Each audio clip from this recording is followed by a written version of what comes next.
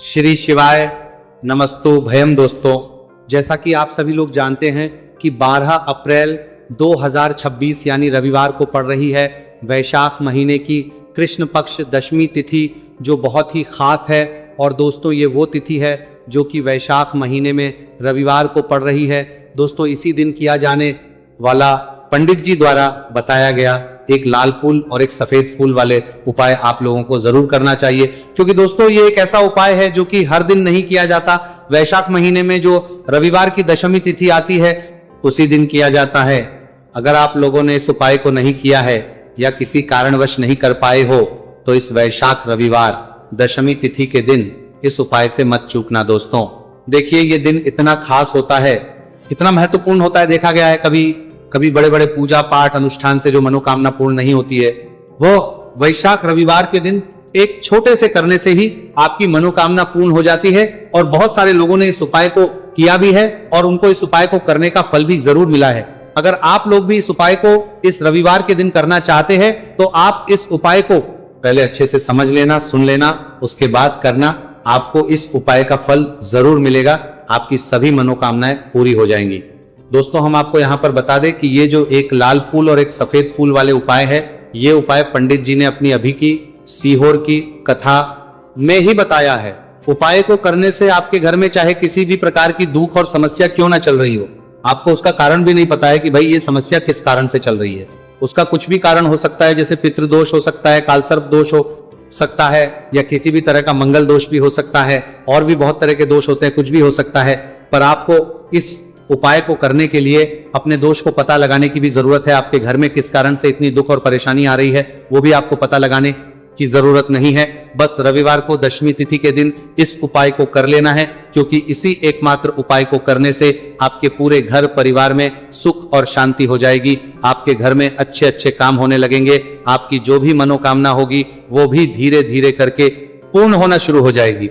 अब हम समझते हैं इस एक लाल फूल और एक सफेद फूल वाले उपाय को आपको करना कैसे है, किसको करना है, किस करना है और कैसे करना है। देखो, उपाय बिल्कुल आसान है, बस समझने वाली बात है, ध्यान से समझिए। उसके बाद ही आप लोग जो है इस उपाय को जरूर कीजिएगा। सबसे पहली चीज हम लोग ये समझते हैं कि इस एक लाल फूल और एक सफेद फूल वाले उपाय को इस आने वाली रविवार दशमी तिथि के दिन किसको करना है। तो देखिए, इस उपाय को घर के सभी सदस्यों को करने की बिल्कुल भी जरूरत नहीं है। घर में से कोई एक मुख्य बड़ा सदस्य इस उपाय को करेगा तो उस घर परिवार के सभी सदस्यों को इस उपाय को करने का फल मिल जाएगा। पर वो बड़ा सदस्य कौन होगा, कौन व्यक्ति इस उपाय को करेगा, तो यहां पर देखिए हम आपको बता दें, घर की जो बड़ी माताएं बहनें होंगी, घर की बड़ी माताओं बहनों में से कोई भी एक माता बहन इस वाले उपाय को कर सकती है। अपने पूरे घर परिवार के लिए घर में सभी सदस्यों को इस उपाय को करने की जरूरत नहीं है। मात्र घर की जो माताएं बहनें हैं उनमें से कोई भी एक माता बहन इस वाले उपाय को करेगी तो उसके घर परिवार के पूरे सदस्यों को इस उपाय का फल मिलेगा। अगर किसी कारणवश माताएं बहनें घर में उपस्थित ना हो या वो इस उपाय को ना कर रही हो, कुछ दिक्कत हो, तो भाई उस जगह पर फिर घर का कोई बड़ा व्यक्ति भी इस उपाय को कर सकता है। माताओं बहनों के कहने का मतलब ये था कि माताएं बहनें घर की लक्ष्मी होती है। जब घर की लक्ष्मी कोई उपाय करती है तो निश्चित ही भगवान शिव जी जल्दी प्रसन्न होते हैं और उपाय का फल में बहुत जल्दी और बहुत बड़ा करके भी यहाँ पर देते हैं। तो आप लोग ये बात समझ गए होंगे। अब हम ये बात समझते हैं कि इस वाले उपाय को हमें करना किस समय है। एक लाल फूल और एक सफेद फूल वाले उपाय को हमें दशमी तिथि के दिन करना किस समय है। तो देखिए, इस उपाय को करने का जो समय है, सुबह का समय भी है और शाम का समय भी है। अब देखिए, यहां पर हम मुख्य रूप से सुबह का समय नहीं बोलेंगे, क्योंकि देखिए ये जो दशमी तिथि है, और आप सभी लोग जानते हैं रविवार दशमी तिथि के दिन का प्रदोष काल का मतलब शाम का जो समय होता है ना, इस दिन भगवान शिव जी का सबसे प्रिय दिन होता है। तो आप लोग इसे एक लाल फूल एक सफेद फूल वाले उपाय को सुबह के समय भी कर सकते हो और शाम के समय प्रदोष काल में भी कर सकते हो। सुबह के समय अगर कर रहे हो तो 10 या फिर 11 बजे तक भी अगर उपाय करोगे तो भी आपको उपाय का फल मिलेगा। वही अगर शाम के समय कर रहे हो तो इस दिन जरूर शाम के समय का ध्यान रखना कि शाम के 6 बजे से लेकर 7 बजे के बीच में अगर आप इस उपाय को कर सकते हो तो बिल्कुल कर लेना। पूरी कोशिश करना, पर अगर किसी कारणवश इस समय के बीच में ना कर पाओ तो रात 8 बजे तक भी अगर आप उपाय को करोगे तो आपको उपाय का फल जरूर मिलेगा। ये बात आपको समझ आ गई कि आप इस उपाय को सुबह और शाम दोनों समय कर सकते हो। मतलब करना आपको एक ही समय है, घर में से किसी एक ही बड़े व्यक्ति को करना है, एक ही बार इस उपाय को करना है, दोनों समय नहीं करना है। आपको जो समय अच्छा लगे आप उस समय पर इस वाले उपाय को कर सकते हैं। तो चलिए जानते हैं इन विशेष उपायों के बारे में। लेकिन उससे पहले जो भी मेरे भाई मेरी प्यारी बहनें आज चैनल पर पहली बार आए हैं या मेरी आवाज आज पहली बार सुन रहे हैं, अगर आप भी महादेव के सच्चे भक्त हैं तो वीडियो को लाइक और वास्तविक जानकारी चैनल को सब्सक्राइब जरूर कर लें और कॉमेंट बॉक्स में लिखें हर हर महादेव। देखो अब सबसे पहली बात आती है कि इस उपाय को हमें करना किस लिए है।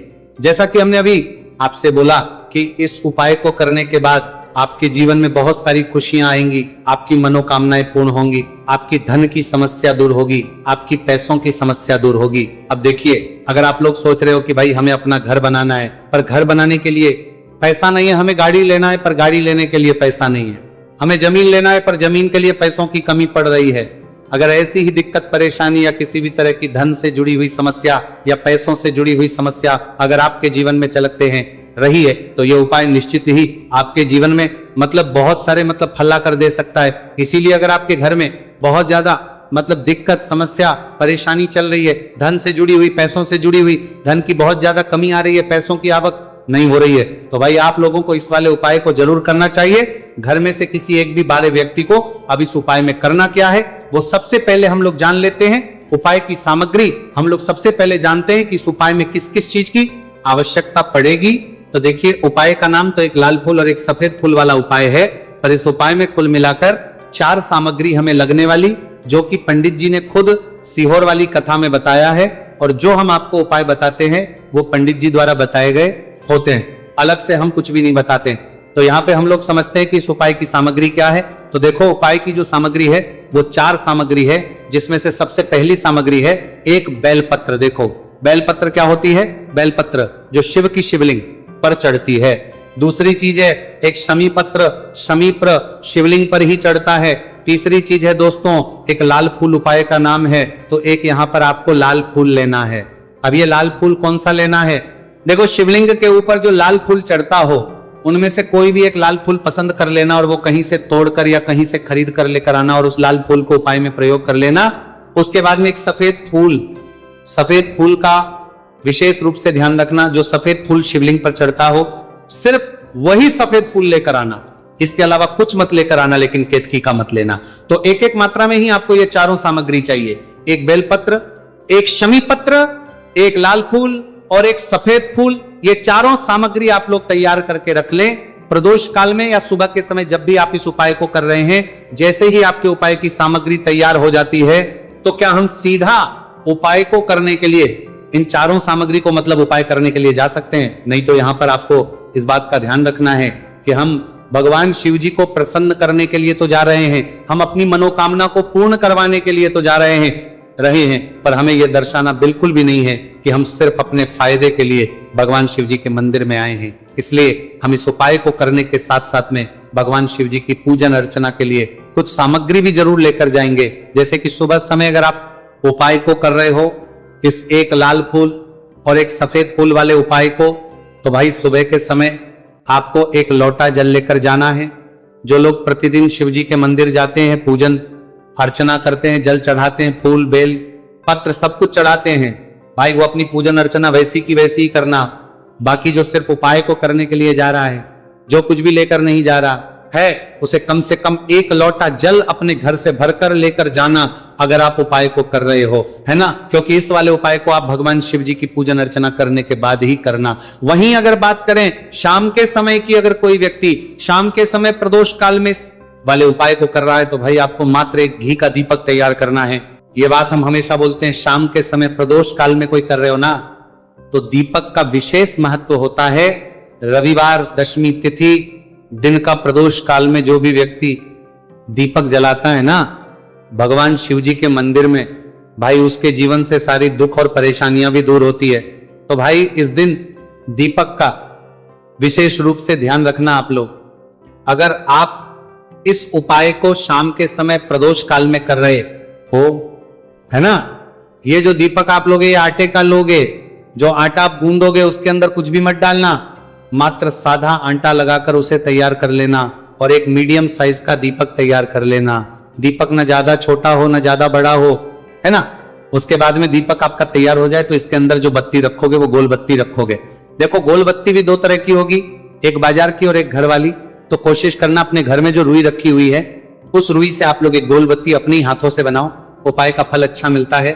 भगवान शिव जी जल्दी प्रसन्न होते हैं जब हम किसी भी उपाय को अपने हाथों से परिश्रम करके तैयार करते हैं। तो आपको उस दीपक के अंदर एक गोल बत्ती रख देनी है। इसके अंदर जो चीज आप लोग डालोगे वो डालोगे शुद्ध देसी गाय का घी। इस बात का विशेष रूप से ध्यान रखना, शुद्ध देसी गाय का घी ही डालना है, तेल वगैरह नहीं। आज के दिन तो मत डालना, रविवार दशमी तिथि के दिन, क्योंकि भगवान शिव जी का सबसे प्रिय दिन और प्रिय समय पर हम लोग इस वाले उपाय को कर रहे हैं। तो थोड़ा सा शुद्ध गाय का घी इतना डालना कि वो दीपक कुछ समय तक चल सके। न बाजार वाला मिलावटी घी डालना, न भैंस का घी डालना, शुद्ध देसी गाय का घी। आपको ढूंढने में थोड़ी मतलब मेहनत लगेगी और महंगा भी मिलेगा, पर गाय के घी से भगवान शिव जी प्रसन्न होते हैं और उसी शुद्ध देसी गाय के घी से घर में बरकत भी बनी रहती है और हमारे घर में सुख शांति भी बनी रहती है। इसलिए इस शुद्ध देसी गाय का घी अपने घर में हमेशा रखा करो। वो भगवान शिव जी के कार्यों में भी उपयोग में आता है और उपायों में भी हम लोग प्रयोग कर सकते हैं। तो यहाँ पर आपकी सारी तैयारियां हो चुकी है। उपाय को करते समय शुद्धता का विशेष रूप से ध्यान रखिएगा। सुबह कर रहे हो तो भाई सुबह तो आपको स्नान करना ही करना है। बाकी शाम को कर रहे हो तो शाम को मात्र हाथ मुंह धोकर भी आप लोग इस वाले उपाय को कर सकते हो, कोई दिक्कत वाली बात नहीं है भाई। उपाय की पूरी सामग्री तैयार कर और पूजन सामग्री लेकर आपको भगवान शिव जी के मंदिर पहुंचना है, जो आपके घर के पास में हो, जहां पर शिवलिंग विराजित हो, शिवालय हो, वहां पर आप लोगों को पहुंचना है। और जैसे ही आप भगवान शिव जी के मंदिर में पहुंचते हो, वहां जाकर ही उपाय शुरू नहीं करना है। पहले आपको भगवान शिव जी की पूजन अर्चना करना है। पूजन अर्चना कैसे करोगे? सुबह के समय गए हो तो एक लोटा जल वगैरह जो भी पूजन सामग्री लेकर गए हो, उससे पहले पूजन सामग्री आप लोग मतलब पूजन भगवान शिव जी की कर लो। जो व्यक्ति सिर्फ एक लोटा जल लेकर गए हैं, वो शिव जी के शिवलिंग पर मात्र एक लोटा जल एक धारा से धीरे धीरे करके चढ़ा लो। अपनी पूजन अर्चना आप लोग जो है पूरी कर लो पहले। उसी के बाद अगर आप शाम के समय कर रहे हो तो पहले जाकर बैठना है भगवान शिव जी के शिवलिंग के पास में। आप जो दीपक तैयार करके लेकर आए हो उस दीपक को पहले जलाना है। ये जो दीपक आप लोग जलाओगे ना, ये किसी और की माचिस से मत जला, अपनी ही माचिस अपने ही घर से लेकर आना और इस दीपक को अपने ही माचिस से जलाना। अगर आपने मंदिर की माचिस या किसी और की माचिस ले ली, इस उपाय को करने में इस उपाय का फल उस व्यक्ति को भी बहुत मिल जाएगा। इस बात का ध्यान रखना, अपने घर से अपनी ही माचिस लेकर जाना और इस दीपक को जलाना। दीपक को जलाने के बाद भगवान शिव जी की शिवलिंग के पास में रख देना। शिवलिंग के इतना पास में मत रखना कि शिव जी को आंच लगे, थोड़ी सी दूरी बनाकर ही जो है इस दीपक को शिवलिंग के पास में आप लोग रख दीजिएगा। अब जैसे ही आपकी पूजन अर्चना हो जाती है भगवान शिव जी के शिवलिंग के सामने या आसपास कहीं पर भी बैठ जाइए उपाय को करने के लिए। और उपाय को करने से पहले आप लोग अपनी वो चारों पूजन सामग्री निकाल लीजिए। उपाय की जो सामग्री है वो निकाल लीजिए और भगवान शिव जी के शिवलिंग के ऊपर एक माता अशोक सुंदरी जी का स्थान देख लीजिए। माता अशोक सुंदरी जी का जो स्थान होता है वो जलाधारी के ऊपर होता है, जलाधारी के बिल्कुल बीचों बीच में होता है। आप लोगों ने देखा भी होगा शिवलिंग की जलाधारी होती है। जलाधारी के बिल्कुल बीचों बीच का जो स्थान होगा वो माता अशोक सुंदरी जी का स्थान होगा, क्योंकि यहीं पर हमें ये जो है उपाय को करना है। सबसे पहली चीज अब हम उपाय को करना शुरू करते हैं। आप सबसे पहले अपनी एक बेलपत्र उठा लो। एक बेलपत्र को आपको माता अशोक सुंदरी जी वाले स्थान पर सबसे पहले समर्पित करना है। बेलपत्र की डंडी का मुख होगा जलाधारी की तरफ, जहां से जल बहता है और नीचे गिरता है, और बीच वाली बड़ी पत्ती का मुख मतलब शिवलिंग की तरफ होगा। इस तरीके से आपको इस बेलपत्र को माता अशोक सुंदरी जी वाले स्थान पर समर्पित कर देना है। उसके बाद में अपनी एक शमी पत्र उठा लो जो आप उपाय के लिए लेकर आए हुए हो। शमी पत्र को उठाकर शमी पत्र की भी जो डंडी का भाग होगा वो जल की तरफ करके, जहां से जल बहता है नीचे गिरता है उस तरफ करके, और पत्ती वाला भाग शिवलिंग की तरफ करके इस शमी पत्र को भी उस बेल पत्र के ऊपर आपको समर्पित कर देना है। समर्पित करने के बाद अब आप ले लो अपना एक लाल फूल जो आप उपाय को करने के लिए लेकर आए हुए हो। इस लाल फूल का जो खिला हुआ भाग होगा, चाहे वो गुलाब का फूल हो, चाहे कोई सा फूल जो शिवलिंग पर चढ़ता हो, भाई उस फूल का जो खिला हुआ भाग होगा वो शिवलिंग की तरफ होगा, बाकी जो पीछे का भाग होगा फूल का वो जलाधारी की तरफ, जहां से जल बहता है नीचे गिरता है